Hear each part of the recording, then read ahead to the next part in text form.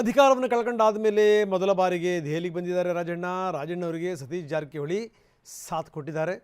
ಖರ್ಗೆ ಅವರ ಜೊತೆಗೆ ಮಾತುಕತೆಯನ್ನು ಕೂಡ ಮಾಡಿದ್ದಾರೆ. ನಾಯಕತ್ವದ ಗೊಂದಲ ನಿವಾರಣೆ ಬಗ್ಗೆ ಖರ್ಗೆ ನಮಗೆ ಭರವಸೆ ಕೊಟ್ಟಿದ್ದಾರೆ ಅನ್ನುವಂಥ ಮಾತನ್ನು ಸತೀಶ್ ಜಾರಕಿಹೊಳಿ ಹೇಳಿದರು. ಸಾಕಷ್ಟು ವಿಚಾರಗಳ ಬಗ್ಗೆ ನಾವು ಚರ್ಚೆ ಮಾಡಿದ್ದೀವಿ, ಗೊಂದಲವನ್ನು ಬೇಗ ಬಗೆಹರಿಸಿ ಅಂತ ಕೂಡ ಕೇಳ್ಕೊಂಡಿದ್ದೀವಿ ಅಂದರು ಸತೀಶ್ ಜಾರಕಿಹೊಳಿ.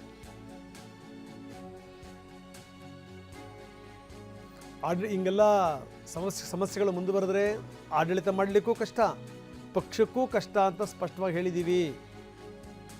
ಖರ್ಗೆ ಭೇಟಿ ಬಳಿಕ ಸತೀಶ್ ಜಾರಕಿಹೊಳಿ ಮಾತಾಡಿದ್ರು. ಎಲ್ಲ ಗೊಂದಲಗಳನ್ನು ಬಹಳ ಬೇಗ ನಿವಾರಿಸಿ ಅಂತ ನಾವು ಮನವಿ ಮಾಡಿದ್ದೀವಿ ಅಂತ ಹೇಳಿದರು ಸತೀಶ್. ಖರ್ಗೆಯನ್ನು ಕೂಡ ಭೇಟಿ ಮಾಡಿದ್ರು ಸಚಿವ ಸತೀಶ್ ಮತ್ತು ಕೆ ಎನ್ ರಾಜಣ್ಣ. ಖರ್ಗೆ ಅವರನ್ನ ಭೇಟಿ ಮಾಡಿ ಮಾತುಕತೆ ಮಾಡಿದರು. ದೆಹಲಿಯ ರಾಜಾಜಿ ಮಾರ್ಗ್ ರಸ್ತೆಯಲ್ಲಿರುವಂಥ ಅವರ ನಿವಾಸದಲ್ಲಿ ಸಭೆ ಆಯಿತು. ಸಾಕಷ್ಟು ಕುತೂಹಲ ಮೂಡಿಸಿದೆ ಸತೀಶ್ ಮತ್ತು ರಾಜಣ್ಣ ಅವರ ಭೇಟಿ. ಏಕೆಂದರೆ ಯಾವಾಗ ಈ ಮಂತ್ರಿ ಸ್ಥಾನದಿಂದ ಕೆಳಗಡೆ ಇಳಿದರಲ್ಲ ರಾಜಣ್ಣ, ಅದಾದಮೇಲೆ ದೆಹಲಿಗೆ ಪ್ರಥಮ ಬಾರಿ ಅಂದರೆ ನಾಯಕರನ್ನ ಭೇಟಿ ಮಾಡಲಿಕ್ಕೆ ಬಂದಿರೋದು. ಹೀಗಾಗಿ ಇಬ್ಬರು ನಾಯಕರು ಚರ್ಚೆ ಮಾಡಿದ್ದಾರೆ. ಭೇಟಿಯಾಗಿದ್ದೀವಿ ರಾಜಣ್ಣ ಸರ್, ನಾವು ಜೊತೆ ಶಾಸಕರು ಕೋನರೆಡ್ಡಿ ಅವರು, ಬಸಂತಪ್ಪ. ಅದೇನು ರೂಟೀನ್ ಆಗಿ ನಮ್ಮ ರಾಜ್ಯದ ರಾಜಕೀಯ ಪ್ರಶಸ್ತ ಸನ್ನಿವೇಶ ಚರ್ಚೆ ಈಗ ಆಗಿರುವಂಥದ್ದು ಮುಂದೆ ಆಗುವಂಥ ಬಗ್ಗೆ ಚರ್ಚೆ ಮಾಡಿದ್ವಿ. ನಾವು ಕೆಲವು ವಿಚಾರಗಳನ್ನ ಅವ್ರ ಗಮನಕ್ಕೆ ತರುವಂಥ ಪ್ರಯತ್ನ ಮಾಡಿದ್ವಿ. ಅವರು ಕೆಲವು ಸಲಹೆಗಳನ್ನು ಕೊಟ್ಟಿದ್ದಾರೆ ಏನು ಮಾಡಬೇಕಂತ. ಸೊ ವೇಟ್ ಮಾಡೋಣ. ಇವತ್ತು ಅವರು ಕೂಡ ಬೆಂಗಳೂರಿಗೆ ಹೋಗ್ತಾ ಇದ್ದಾರೆ. ಗೊಂದಲಗಳ ಬಗ್ಗೆ ಅವ್ರ ಗಮನಕ್ಕೆ ತರುವಂಥ ಪ್ರಯತ್ನ ಮಾಡಿದ್ದೀವಿ. ಆದಷ್ಟು ಬೇಗ ನಿರ್ಣಯ ಮಾಡ್ತೀವಿ ಅಂತ ಹೇಳಿದ್ದಾರೆ. ಹಿಂದೂ ಕೂಡ ಬಂದಾಗ ಹೇಳಿದ್ವಿ, ಇದೇನು ಹೊಸದೇನಲ್ಲ. ಹಿಂದೂ ಕೂಡ ಹೇಳಿದ್ರೆ ಭಾಳ ಲೇಟ್ ಆಗಿದೆ, ಸೊ ಬಗೆಹರಿಸೋಂಥ ಪ್ರಯತ್ನ ಮಾಡಿ ಗೊಂದಲ ಅಂತ ಹೇಳಿದ್ದೀವಿ. ಖಂಡಿತ ಬೇಗ ಇತ್ಯರ್ಥಿ ಮಾಡುತ್ತೆ ಅಂತ ಹೇಳಿದ್ದಾರೆ. ಯಾವಾಗ ನಿರೀಕ್ಷೆ ಮಾಡ್ಬೋದು ಅಂತ ಅವ್ರು ಹೇಳೋ ಪ್ರಕಾರ ಫಸ್ಟ್ ಟೈಮ್ ಹೇಳಿದ್ದಾರೆ. ನಾವು ಒಂದು ಕನ್ಕ್ಲೂಷನ್ ಬಂದಿದ್ದೀವಿ, ಮಾಡ್ತೀವಿ ಅಂತ ಹೇಳಿದ್ದಾರೆ.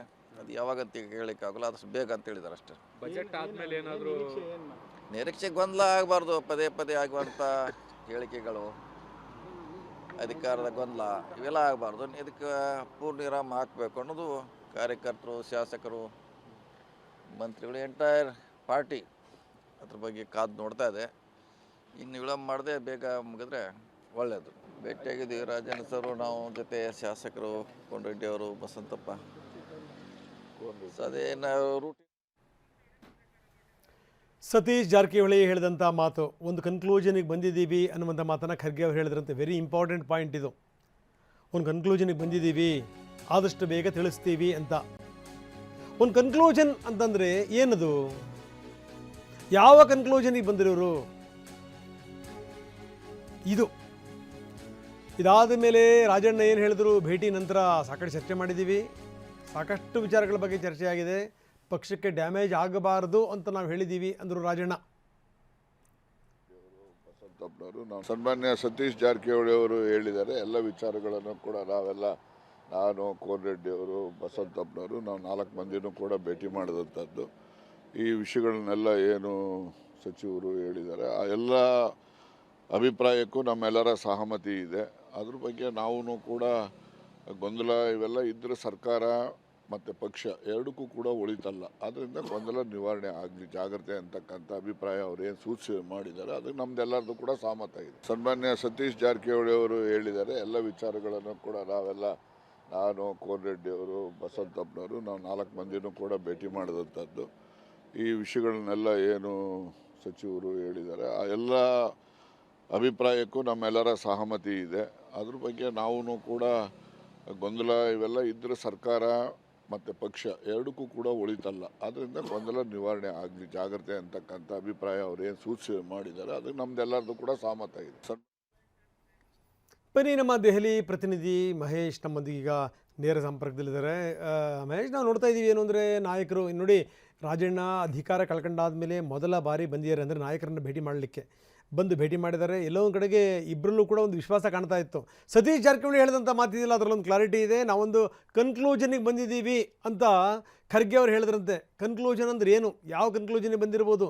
ಇದಕ್ಕೆ ಸಂಬಂಧಪಟ್ಟಂಗೆ ಯಾವಾಗ ಕ್ಲಾರಿಟಿ ಸಿಗುತ್ತೆ ಅಂತ? ಮಹೇಶ್.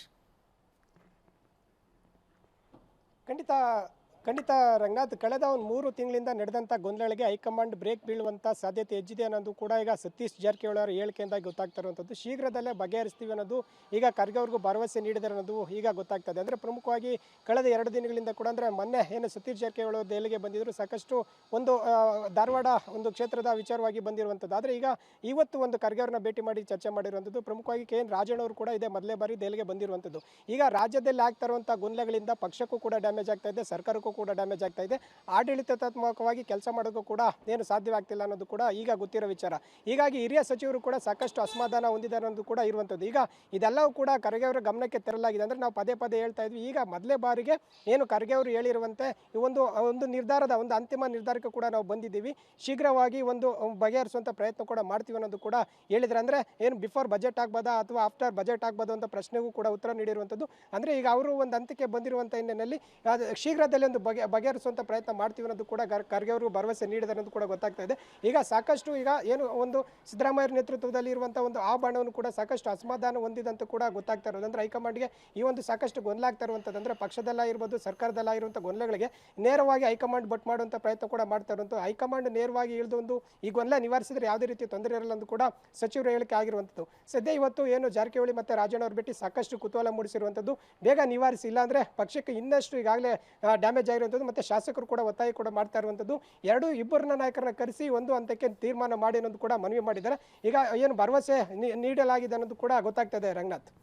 ಓಕೆ, ಧನ್ಯವಾದ ತಮ್ಮೆಲ್ಲ ಮಾಹಿತಿಗೆ.